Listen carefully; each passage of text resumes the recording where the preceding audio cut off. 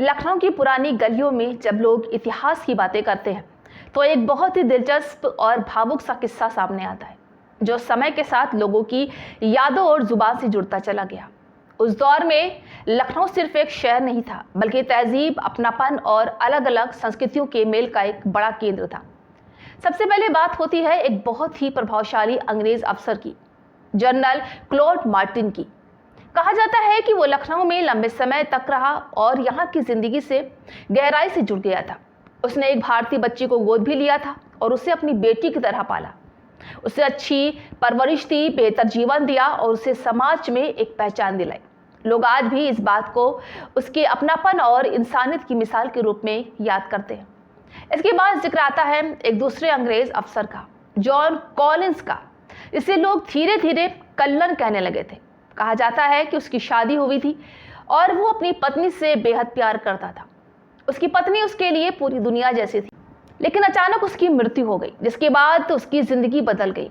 वो अकेले रहने लगा, चुप रहने लगा और हमेशा अपनी पत्नी की यादों में खोया रहता था। कहा जाता है कि वो अपनी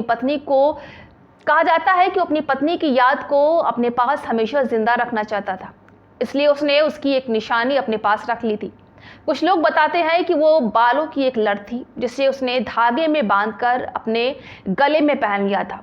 ये उसके लिए सिर्फ एक चीज नहीं थी बल्कि उसकी मोहब्बत, दर्द और यादों का प्रतीक बन गई थी।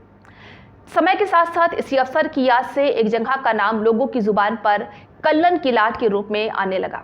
कुछ लोग इसे उसकी संस्कृति से जोड़ते हैं तो कुछ इसे सिर्फ एक ऐतिहासिक निशानी मानते हैं, जबकि कुछ लोग इसे बनाई हुई लोक याद भी कहते हैं।